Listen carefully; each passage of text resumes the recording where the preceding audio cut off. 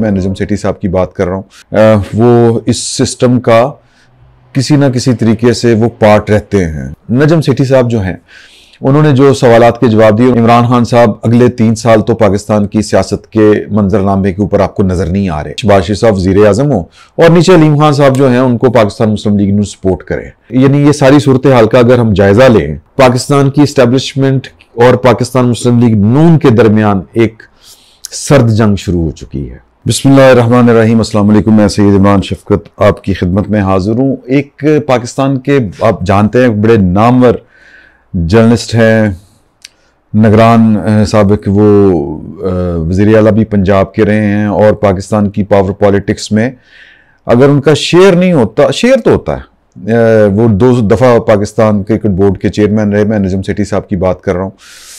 और कल उन्होंने थिंक फीस्ट पाकिस्तान, कोई गालबन इस तरह का कोई एक वो मुज़ाकरे नहीं होते, इस तरह की कोई था, एक फेस्टिवल टाइप कोई इस तरह की चीज़ थी। वहाँ पर वो मुर्तज़ा सोलंकी साहब उनके एक तरफ थे, एक तरफ उनके तरफ जो थे वो फहद हुसैन साहब थे। दाएं तरफ मुर्तज़ा सोलंकी और बाएं तरफ फहद हुसैन साहब, दोनों बड़े पाए के जर्नलिस्ट हैं।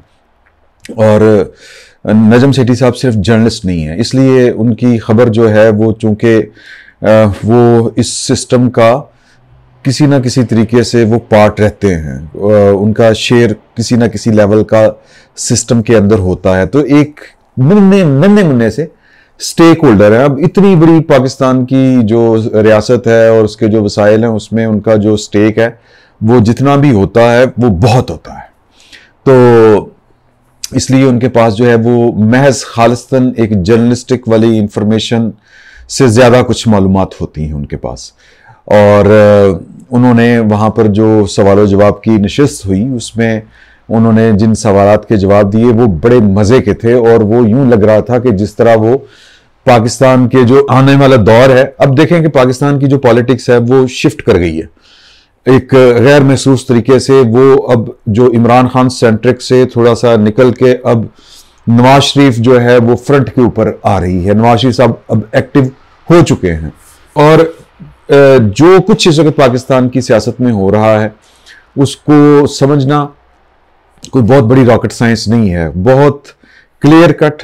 पहले तो ज़रा ढके छुपे अंदाज में चीज़ें होती थी, अब बहुत क्लियर कट चीज़ें होती हैं। नवाज शरीफ साहब उतनी देर उस तरह से एक्टिव नहीं हुए पाकिस्तान की सियासत में जिस तरह अब वो आपको होते हुए आहिस्ता आहिस्ता बतदरीज नजर आएंगे। क्यों नहीं हो रहे थे कि उनके चंद मुतालबात थे। अब उनके ऐसा नहीं है कि वो शायद पाकिस्तान के जो सिस्टम है, पाकिस्तान की इस्टेब्लिशमेंट है, उनको नवाज शरीफ साहब के साथ मोहब्बत हो चुकी है या नवाज शरीफ साहब के साथ जो ज्यादती हुई है उसका उनको बड़ा एहसास है।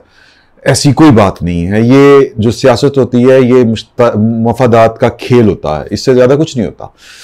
तो पाकिस्तान की इस्टेब्लिशमेंट को ज्यादती का एहसास तो नहीं, गलती का तो हो सकता है, तो वो गलती का एहसास बहरहाल है। तो जो फिर नवाज शरीफ साहब कह रहे थे, जो उनके मुतालबात थे, वो उनके ऊपर जो अमल हो रहा है वो शायद वक्त का तकाजा या और इसके अलावा कोई ऑप्शन नहीं थी पाकिस्तान की इस्टेब्लिशमेंट के साथ या के पास।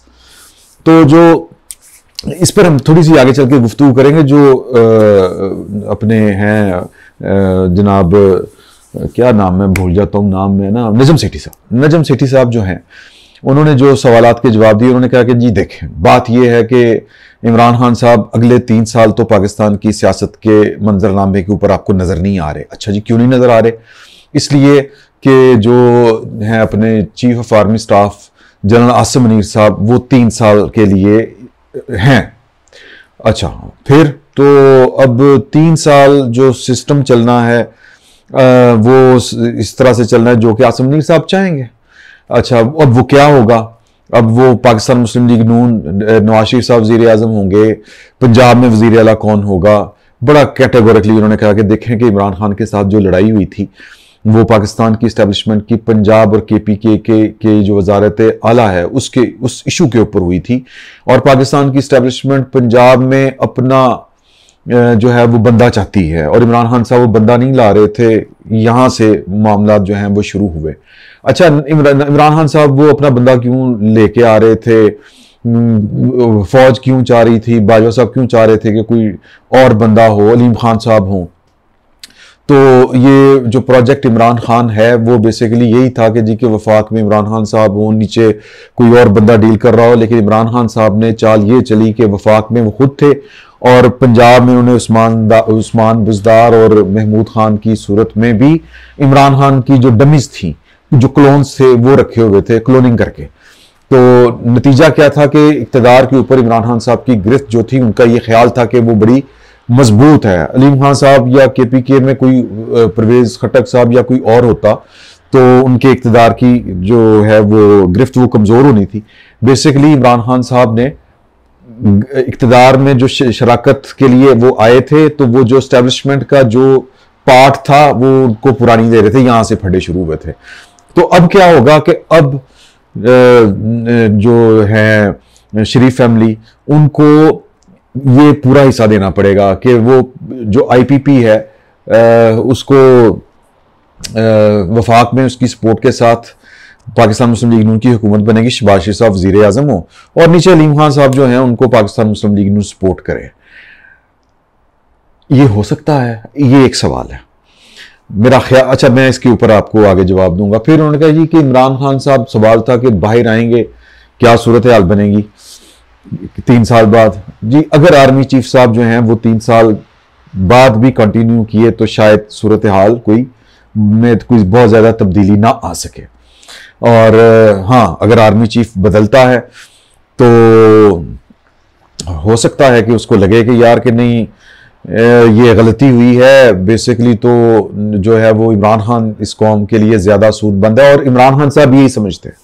इमरान खान साहब का 2 हैं नज़रियात। एक के जी के पाकिस्तान की इस्टेब्लिशमेंट आर्मी चीफ तक होती है, आर्मी चीफ बदलता है, इस्टेब्लिशमेंट बदल जाती है, ख्याल, सोच, हर चीज़ बदल जाती है, जो कि बिल्कुल वो ठीक सोचते हैं।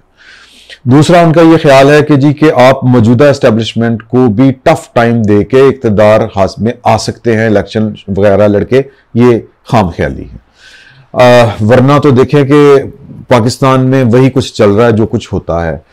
एक स्पेस क्रिएट हो चुकी थी, वो स्पेस ख़त्म हो चुकी है इमरान खान साहब की गैर दानिशमंदाना सियासत की वजह से।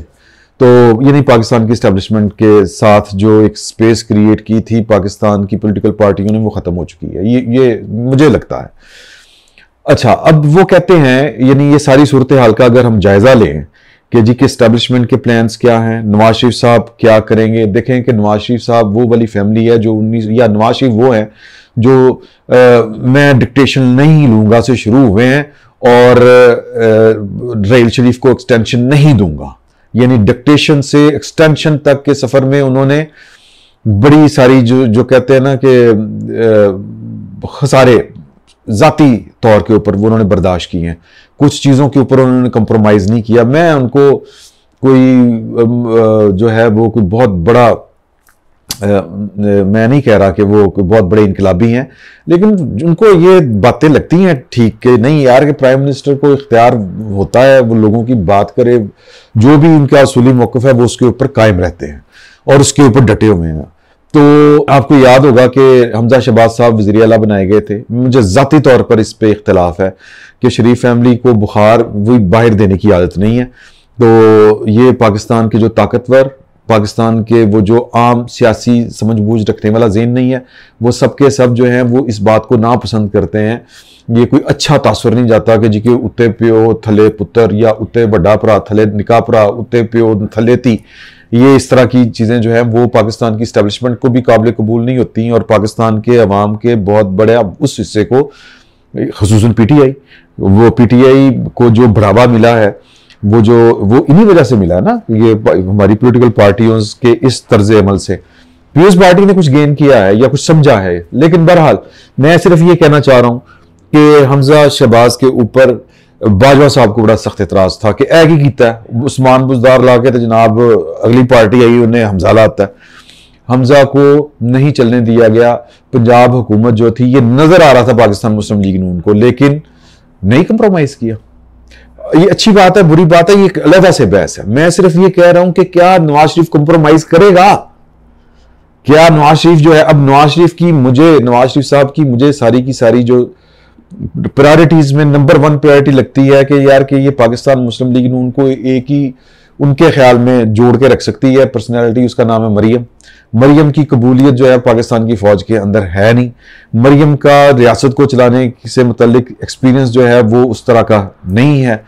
तो वो चाहते हैं कि उनकी अल्लाह ताला उनको ज़िंदगी लंबी दे, नवाज शरीफ साहब को। वो अपनी आखिरी इनिंग अपनी तरफ से खेल रहे हैं, ये एक गट फीलिंग है, एक फीलिंग है, और वो चाहते हैं कि इसमें वो मरियम जो है वो उनकी जगह संभाले, आए, आगे बढ़े और पार्टी को भी संभाले। तो पाकिस्तान के अंदर मरियम की जगह का पैदा करना ज़रा मुश्किल है। तो क्या नवाज शरीफ साहब जो हैं वो, जो अब उनकी सारी की सारी बज़ाहिर तरजीह, सियासत, सारा जोर इसके ऊपर है, क्या वो इसके ऊपर कंप्रोमाइज़ करेंगे? मेरा नहीं ख्याल करेंगे। क्या वो जो एक असूली बात है उनकी कि चौथी दफ़ा वज़ीर आज़म अलामती तौर के ऊपर बनना है, कि और अलामती तौर पर इसलिए कि जी कि आप बार बार अपनी मर्जी करते हैं और अवाम की मर्जी को आप मानते नहीं हैं। अवाम जो आखिरी फैसला अवाम का होता है, ये एक उनका असूली है। और वो उनको कहते हैं मुझे कोई शौक नहीं है कि मैं चौथी दफ़ा भी वज़ीर आज़म बनूं, बस एक दफ़ा कुछ साबित करने के लिए बनना। Okay, very good. क्या इस बात के ऊपर नवाज शरीफ साहब मान जाएंगे? हो सकता है मान जाए, हो सकता है मान जाए, क्योंकि इस तरफ जो है वो चैलेंज उससे बड़ा है, मरियम को को आगे लाने का। तो मतलब मैं ये सिर्फ कहना चाह रहा हूं कि नवाज शरीफ साहब अब एक तरह से पाकिस्तान की इस्टेब्लिशमेंट और पाकिस्तान मुस्लिम लीग नून के दरमियान एक सर्द जंग शुरू हो चुकी है। ये बात समझने की जरूरत है। और इस सर्द जंग में फातेह कौन होगा, पाकिस्तान की इस्टेब्लिशमेंट या नवाज शरीफ साहब? मुझे ये लगता है कि शायद जो है वो, क्योंकि देखें बात यह है कि सियासतदानों की विकेट है, और पाकिस्तान की इस्टेब्लिशमेंट और पाकिस्तान मुस्लिम लीग नून दोनों जो हैं वो दीवार के साथ लगे हुए हैं। पाकिस्तान की इस्टेब्लिशमेंट जो है वो उनके पास कोई ऑप्शन नहीं है, ये आम ख्याल है। अच्छा, वो अगर ज़बरदस्ती ऑप्शन पैदा करना चाहे तो वो जंगीर तरीन को भी बना दे, लेकिन ये इतना सौखा काम नहीं है, ये बात ज़हन में रखिएगा। नई ऑप्शन पैदा करना, दांतों तले पसीना ज़रूर आएगा। और फिर मुल्क के जो हालात जिस नहज के ऊपर पहुंच चुके हैं, पाकिस्तान की अगली गवर्नमेंट और इस्टेब्लिशमेंट के दरमियान महाज राई हो, ये नया जो पिट स्यापा है, ये शायद मुल्क बर्दाश्त नहीं कर पाएगा। एक बात तो अब ये जो बॉटम लाइन है, इसमें मसला ये है कि कौन कितनी स्पेस अपनी गेन करता है, कौन जो है वो एक यानी कह लें कि इस सूरत हाल में जो इमोशनल ब्लैकमेलिंग एक तरह से कह लें, उसमें ज्यादा जो गेन कौन करता है। कि नवाज शरीफ साहब को पता है कि इनके पास और कोई ऑप्शन नहीं, मुल्क से आगे जा नहीं सकता, इस तरह चल नहीं सकता, तो अब करेंगे क्या? तो जो मैं कहूंगा कि वो होगा। अभी तक तो जो नवाज शरीफ साहब चाह रहे थे वही हो रहा था, लेकिन ये नवाज शरीफ साहब की मोहब्बत में नहीं हो रहा था, शायद हालात का तकाजा था, वक्त का तकाजा था। जो नवाज शरीफ साहब को लग रहा है कि ये टाइम है कि आप जो चीज़ें मनवा सकते हैं वो मनवा लें, जो गेन कर सकते हैं वो गेन कर लें। तो मुझे बहरहाल पता नहीं क्यों लगता है कि इस खेल में आखिरी फतह जो है वो पाकिस्तान के सियासतदानों की होगी। इसकी मैं आपको मिसाल देता हूँ। मिसाल ये है कि परवेज़ मुशर्रफ साहब को सजाए मौत जो हुई थी वो सुप्रीम कोर्ट में अप होल्ड हो गई। इससे पहले मातहत अदालत ने, जब ये स्पेशल कोर्ट ने सजा दी थी, मातहत अदालत तो नहीं कहना चाहिए, स्पेशल कोर्ट ने, तो जनरल बाजवा साहब उठे थे, जनरल मुशर्रफ साहब की मदर यूनिट में उन्होंने जाके दौरा किया था और जाके थपकी दी थी, हम सब एक हैं, ना दी ऐसी तैसी जज्जा दी। फिर जो जजों के साथ हुआ था वो आप अच्छी तरह से जानते हैं। लेकिन अब सुप्रीम कोर्ट ने अप होल्ड किया है और खबरें आ रही हैं कि जी अच्छा महसूस नहीं किया जा रहा है, ये ज्यादती हुई है। लेकिन हालात, वक्त का तकाजा कि कोई बोल नहीं पा रहा कि जी ये बड़ा जुल्म है, बड़ी ज्यादती हुई है, हम एक है, हम खानदान है। आसिफ गफूर साहब के जुमले याद करें तो वक्त डिक्टेट करता है सर, और वक्त की नब्ज के ऊपर पाकिस्तान की या दुनिया भर की इस्टेब्लिशमेंट्स जो हैं वो शायद उतना उनका हाथ जो है वो दुरुस्त नहीं होता जितना शायद सियासतदानों का होता है, अगर वो सिर्फ सियासत करें और जो सियासी पॉलिटिकल साइंस की जो लॉजिक है उसके ऊपर चलें। तो मेरा नहीं ख्याल कि इतनी आसानी के साथ जो है वो सारी चीज़ें सेटल हो जाएंगी। एक बड़ी लड़ाई है, जिसका आगाज हो चुका है। एक लड़ाई पाकिस्तान की इस्टेब्लिशमेंट आज की तारीख तक इसलिए जीत गई कि पाकिस्तान की दो बड़ी पॉलिटिकल पार्टियां जो थी वो उनको खामोश हमायत हासिल थी कि हाँ जी तुसी गंद पाया, समेटो, गंद साफ करो। वो किया उन्होंने अदलिया के साथ मिलके, या अदलिया ने अपने तौर के ऊपर। वैसे मैं समझता हूं कि वो केस ही बड़ा वीक था इमरान खान साहब का, और वो हम अगले व्लॉग में जिक्र करेंगे कि वो जो शुएब शहीन साहब के साथ इलेक्शन कमीशन ने जो कहा कि ऐसी रियायत की थी ਤੁਹਾਡੇ ਨਾਲ, जो आप कुछ लोगों ने, इमरान खान साहब ने जेल में हमारे साथ किया, तो बड़ी वो जो थी, लेकिन वजह केस कमज़ोर होने की, सियासी तौर के ऊपर फैसले ना ठीक करने की, ये इसकी जो ज़्यादा जिम्मेदारी है वो इमरान खान साहब के ऊपर है।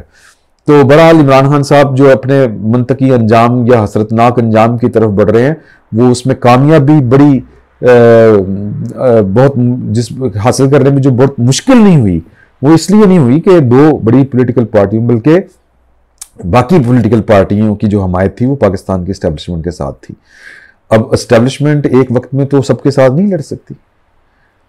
वो क्या है कि कहा कोहान का डर है, कहा कोहान तो होगा, तो कोहान तो होगा।